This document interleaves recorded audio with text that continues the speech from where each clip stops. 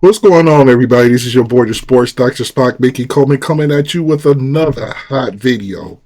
Check this out. It's Black History Month, and as everybody who knows the Sports Dr. Spock knows that I am a very proud black man.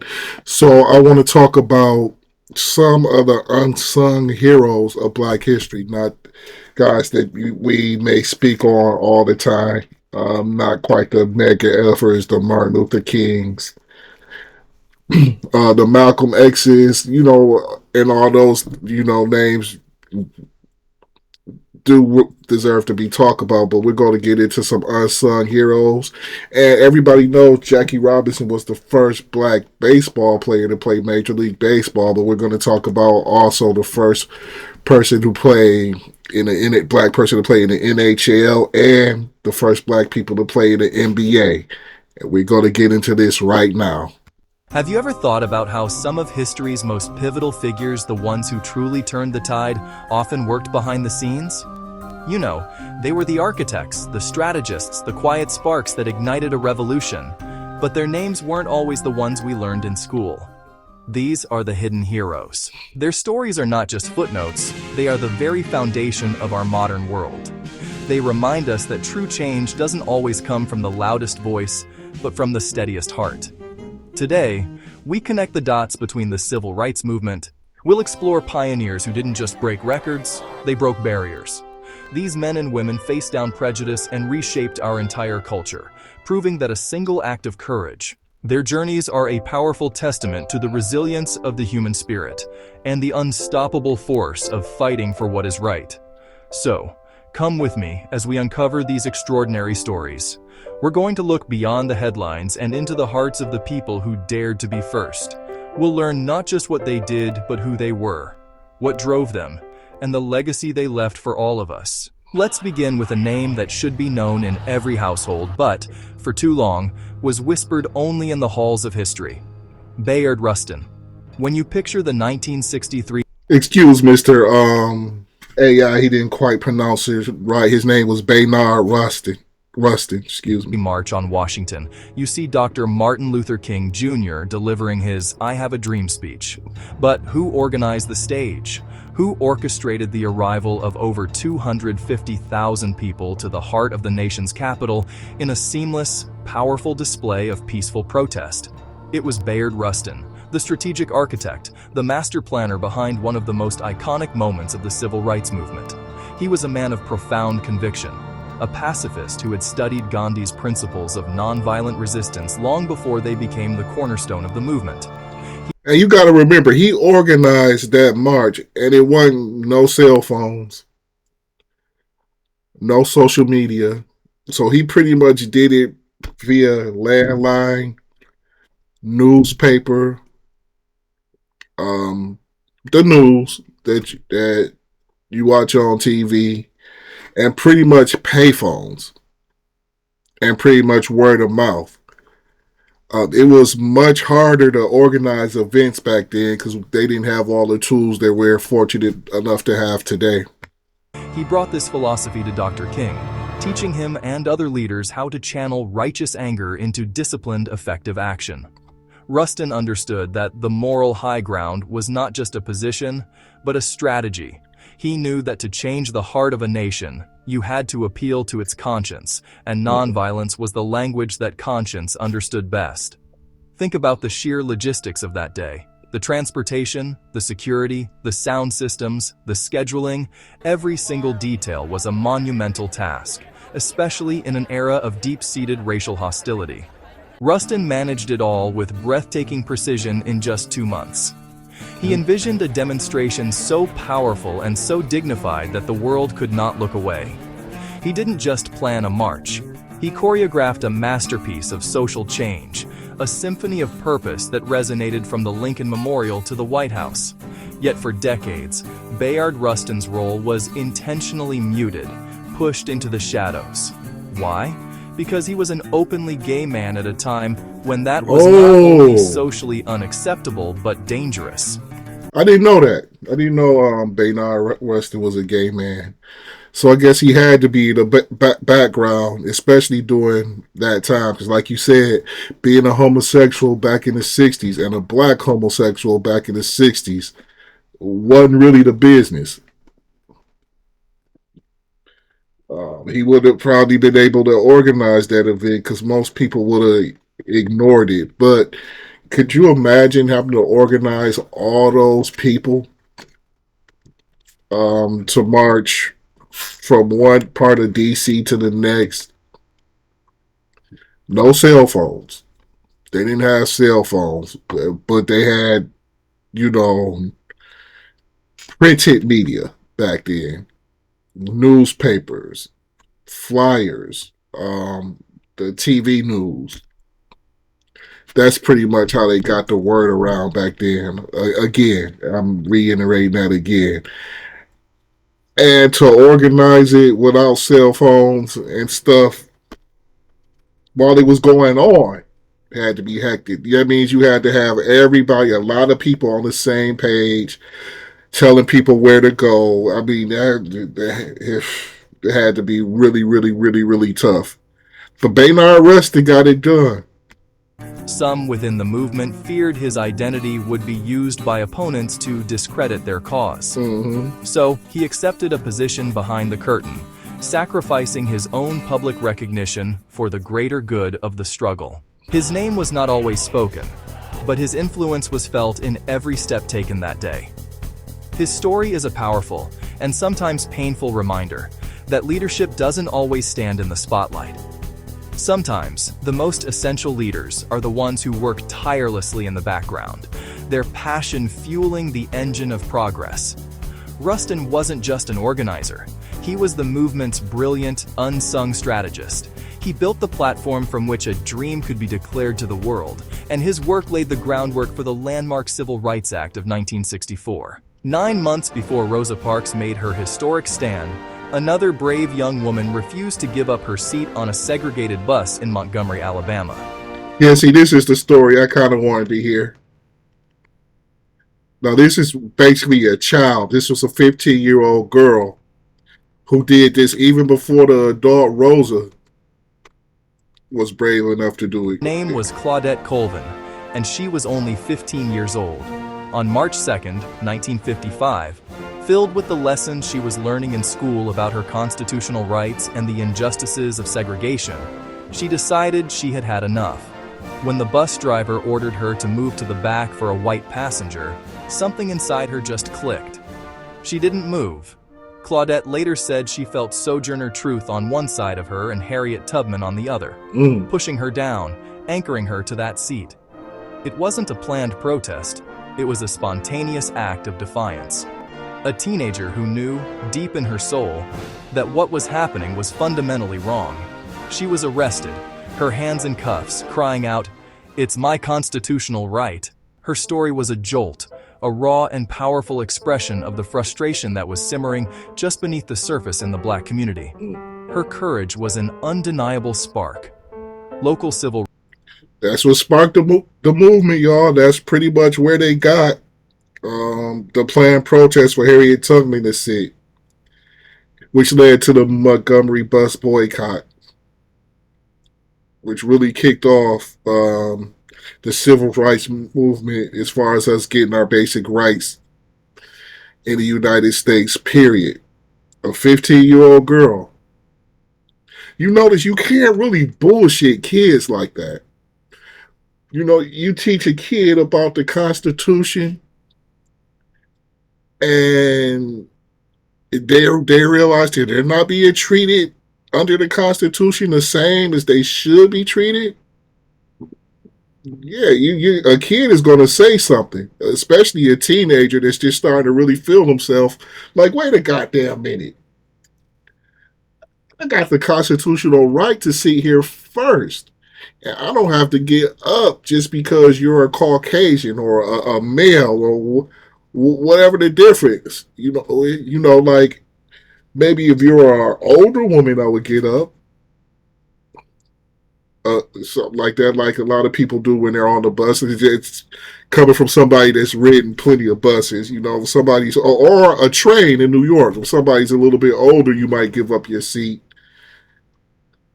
but you're not forced to just because you're black or Latino anymore.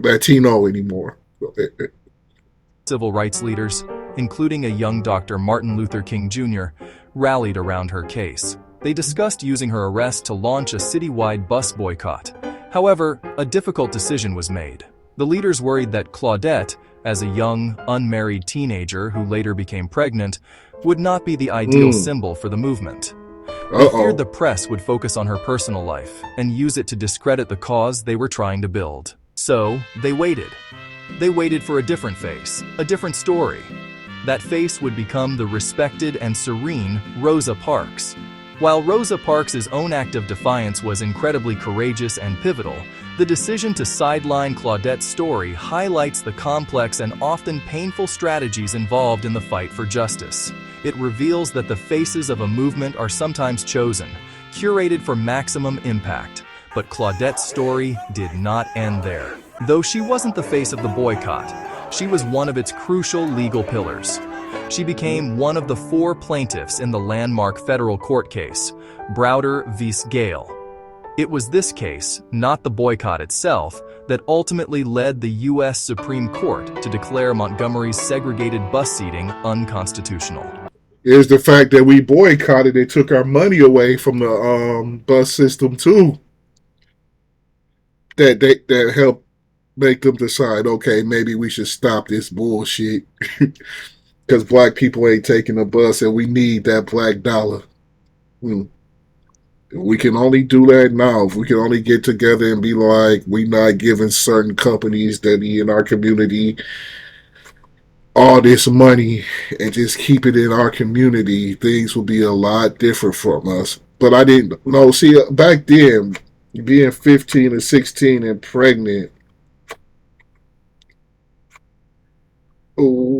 wasn't that huge of a deal. The fact that she was unmarried was the problem. Because when you were back then, women, by the time they're in the 10th or 11th grade, are pretty much either preparing for college or preparing to get married for the husband to provide or whatever. Things were a little bit different back then. It wasn't so much that she was pregnant. It was the fact that she was pregnant and unmarried that was the problem with her being the face of the movement, even though she initiated the movement with her bravery just off of learning the Constitution in school. Her testimony in court was vital. She was the star witness, bravely recounting her experience and challenging the legality of segregation head-on.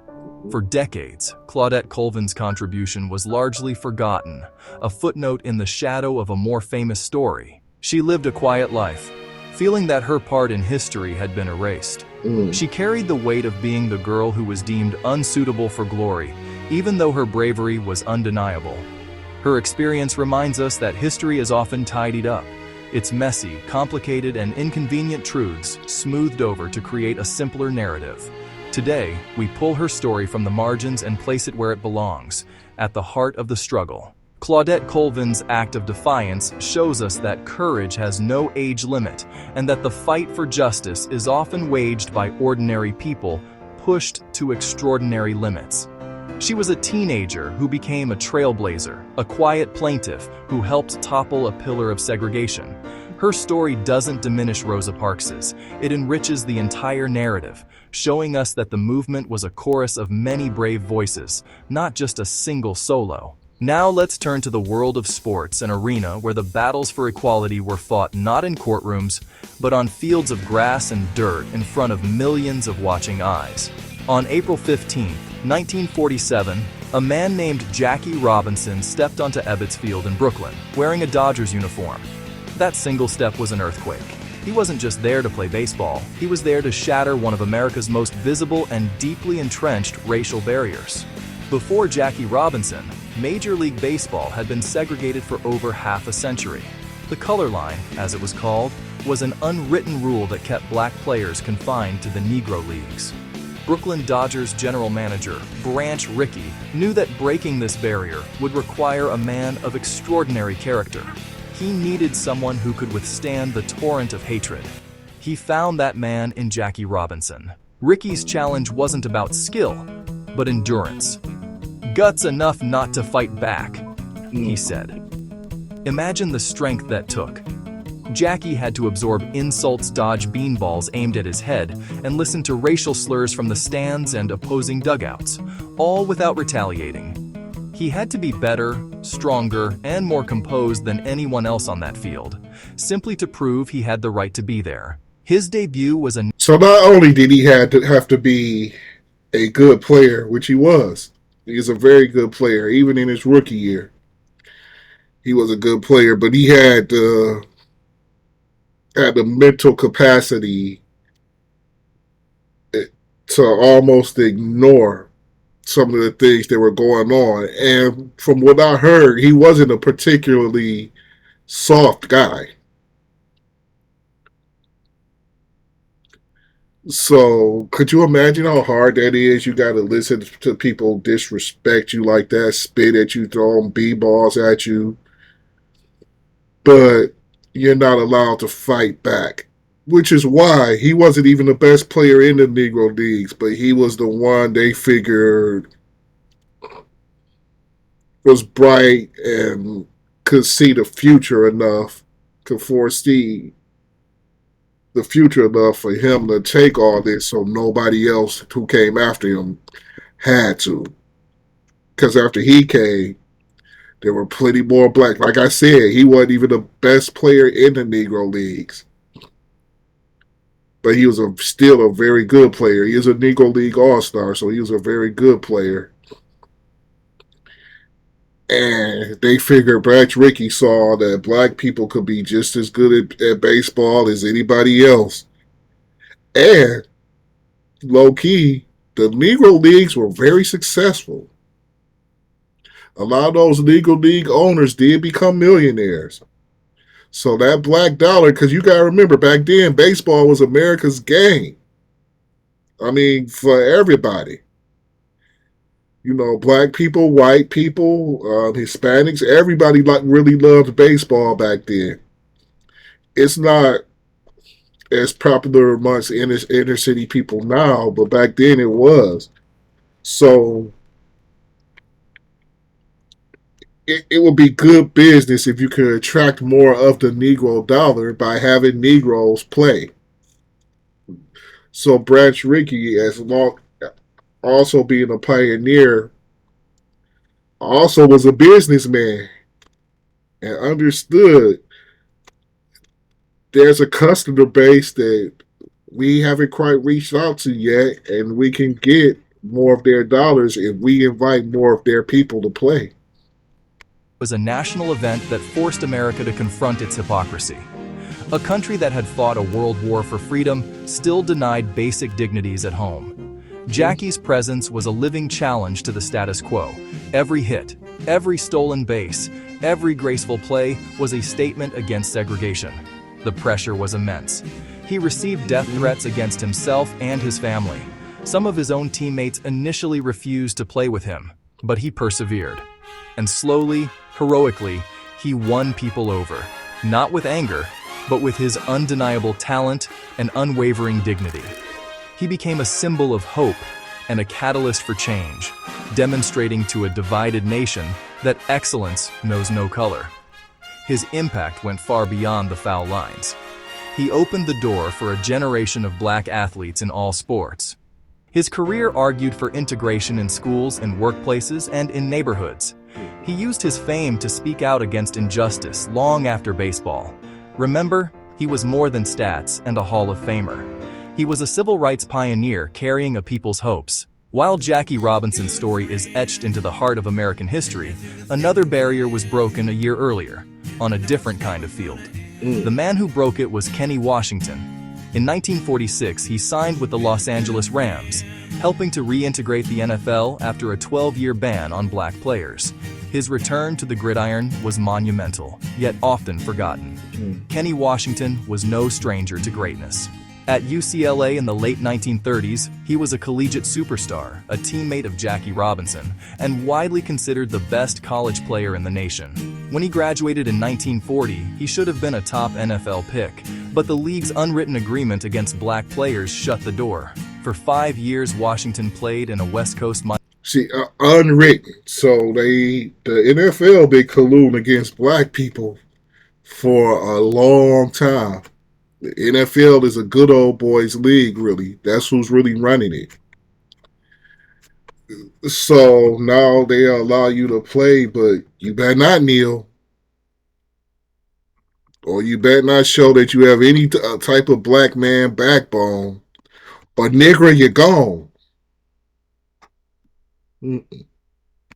minor pro league, dominating the competition and proving he belonged at the highest level. The injustice spurred the community into action. When the Cleveland Rams announced a move to Los Angeles in 1946, black sports writers and activists seized the moment. They put immense public pressure on the team. The Rams were set to play in the publicly funded Los Angeles Memorial Coliseum, and advocates argued a taxpayer-funded stadium could not host a segregated team. The Coliseum Commission agreed, integrate, or you can't play here. Faced with that ultimatum, the Rams signed Kenny Washington on March 21, 1946. The signing was seismic, but not a fairy tale. Washington was 28, and multiple knee surgeries had diminished his once explosive athleticism. He was joining a league that had pushed him out in his prime. He faced resentment from some teammates and brutal targeted hits from opponents. He endured it all with quiet strength. Washington's return was a personal victory and a community triumph. It showed the power of local activism and the press. He didn't get the long NFL career his college days promised, but his presence on that field mattered. He, along with Woody Strode, who signed shortly after, reopened a door that had been locked for over a decade. His story deepens our understanding of sports integration. Progress often comes from sustained, targeted pressure from the ground up. The wave of integration continued to ripple across the landscape of American sports. 3 years after Jackie Robinson broke the color, Former teammate of Jackie Robinson. He's a little bit older than Jackie Robinson. I think Jackie Robinson was 26 or 7 when he started Major League Baseball, but he had been playing baseball. Where was he playing football all them years? Were there other leagues back then? Maybe he was playing in Canada. Maybe he played in a Canadian Football League, if that was around back then. But the NFL has pretty much had a silent hatred of black people forever. color barrier in baseball, and 4 years after Kenny Washington reintegrated football, the world of professional basketball was about to have its own transformative moment. On Halloween night, 1950, a man named Earl Lloyd stepped onto the court for the Washington Capitals, becoming the first African American to play in an NBA game. His debut was not marked by the same level of national fanfare as Robinson's. It was a quieter, more subtle breakthrough. In fact, 2 other black players, Chuck Cooper and Nat Sweetwater Clifton, had also signed with NBA teams that same year. It was simply the luck of the scheduling that made Earl Lloyd's game the first on the calendar. But being first, even by a matter of days, carries a unique and undeniable weight. He was the one who took that initial step across the line. Earl Lloyd, who came to be known as the Big Cat for his defensive prowess, described his experience as being different from Jackie Robinson's. Basketball was a more intimate game, played indoors with fans right on top of the action. He recalled the sting of racial slurs being hurled from just a few feet away. He remembered the indignity of traveling with his team to a city and not being allowed to eat in the same restaurant or stay in the same hotel as his white teammates. This was the lonely reality of being a pioneer. You wore the same uniform, but you lived by a different set of rules once the game was over. Lloyd handled this immense pressure with a profound sense of grace and professionalism. He understood his role extended far beyond just playing basketball. He focused on what he could control, his work ethic and his performance. He was a tough, hard-working player, a defensive specialist who did the gritty work that doesn't always show up in the box score. He earned the respect of his teammates and opponents not by demanding it, but by proving his value night in and night out. In 1955, he became the first African-American player to win an NBA championship, alongside his teammate Jim Tucker with the Syracuse Nationals. After his playing days, he continued to break barriers, becoming one of the league's first black assistant coaches, and later a head coach. He opened a door that would never be closed again. Our final story takes us to the coldest of arenas, to a sport defined by speed, grace, brutal physicality: ice hockey. Could you y'all imagine? Let me end that right quick. Being in a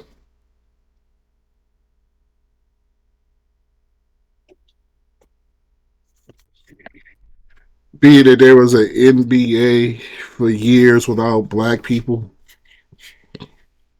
mm, and I was basically black and well, Europeans are making a comeback in the NBA now, and they say it was quieter than what Jackie Robinson did because basketball back then wasn't as popular as it is now. Now, people in the United States, I feel like, prefer basketball over baseball. So I think their transitions in the NBA might have been a little bit easier than Jackie's because the sport wasn't watched as much. People didn't pay as much attention to it as baseball. For decades, the National Hockey League was an exclusively white domain. That all changed on January 18, 1958. On that night, a 22-year-old from Fredericton, New Brunswick, named Willie O'Ree, stepped onto the ice for the Boston Bruins, becoming the first black player in NHL history. Breaking the color barrier in hockey presented a unique set of challenges. The sport was, and still is, predominantly white, with a culture that could feel incredibly isolating for an outsider. When O'Ree was called up from the minor leagues to play against the Montreal Canadiens, he entered a world where he was utterly alone. There were no other black players, no mentors who had walked this path before him. He was truly a man on an island. He faced racism that was both overt and insidious. He heard the slurs from opponents and fans designed to throw him off his game. He endured cheap shots and extra aggression on the ice from players who felt he didn't belong. He recalled one game where an opponent hit him with the butt end of his stick, knocking out 2 of his teeth and breaking his nose. But like the pioneers before him, O'Ree knew he couldn't fight back with his fists. He had to fight back by playing harder, by scoring goals, by proving his worth. What makes Willie O'Ree's story even more extraordinary is a secret he kept for his entire career. He was legally blind in his right eye. What? 2 years before his NHL debut, he had been struck by a puck, shattering his retina and costing him 95% of his vision on that side. Doctors told him he would never play hockey again. He defied them, learning to compensate by turning his head to see the puck, a secret he shared with no one but his sister. Think about that for a moment. He broke one of professional sport's most formidable color barriers while playing with a disability that would have ended most careers. He was playing at the highest level of the sport with, quite literally, one eye on the puck. O'Ree's NHL career was brief. He played a total of 45 games over 2 seasons, but his impact was permanent. He shattered the myth that black players couldn't excel at hockey. He planted a seed. Although it would take another 16 years for the next black player to enter the league, O'Ree's presence proved it was possible. He was the Jackie Robinson of hockey, a trailblazer who skated on frozen water and broke the ice for generations to come. Today, Willie... Could you imagine how good he actually would have been if he had 2 eyes? He might have been, because I haven't never heard of Willie O'Ree. Even though I've never really been a huge hockey fan, I did pay some attention to it at the time, but I never heard of Willie O'Ree until I was an adult. I didn't know anybody played in a NHL till the 90s. Like, Willie O'Ree is an ambassador for diversity in the NHL, traveling across North America to inspire young people from all backgrounds to play the game he loves. He is a living legend, a symbol of perseverance against all odds. His journey teaches us that barriers are meant to be broken, that limitations are often self-imposed, and that one person's courage can change the face of a sport forever. Bayard Rustin, Claudette Colvin, Jackie Robinson, Kenny Washington, Earl Lloyd, and Willie O'Ree. Slow-motion montage of all 6 figures. Their stories are not separate threads. They are woven together into a beautiful, complex tapestry of courage. They show us that the fight for civil rights was not confined to marches and speeches. It was waged in every corner of society, on buses, in courtrooms, across the fields, courts, and rinks of America. Modern-day athletes from diverse backgrounds competing. These pioneers carried more than just the hopes of their teams. They carried the hopes of a people, and they did not falter. Their lives are a powerful reminder that progress is a relay race, with each generation passing the baton to the next. These are the kinds of stories that move me, the ones that reveal the true heart of our shared history, the untold anecdotes, the personal sacrifices, the quiet moments of doubt and determination. That's where the real lessons are. Tell me if you want more of these untold anecdotes woven into the stories we share here. Which hidden hero should we feature next? Comment below. Was there a moment in one of these journeys that truly resonated with you? I want to hear about it in the comments below. Let's continue this conversation together. The world is full of hidden heroes, people whose courage has shaped our lives in ways we may not even realize. Their legacies challenge us to look deeper, to listen closer, and to celebrate the quiet strength that so often changes the world. If these stories inspired you today, please give this video a like and subscribe to the channel so you don't miss our next exploration.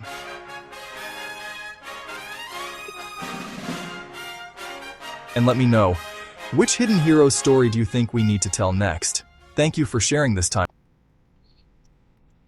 thank you for watching this video. Hopefully you guys enjoyed it, and don't forget to like, share, and subscribe. Happy Black History Month, y'all. Wanted to talk about some unsung heroes, and I think we did a good job of that. We got it done. This is your boy, the Sports Dr. Spock. Happy Black History Month, and I am gone for now. Peace out.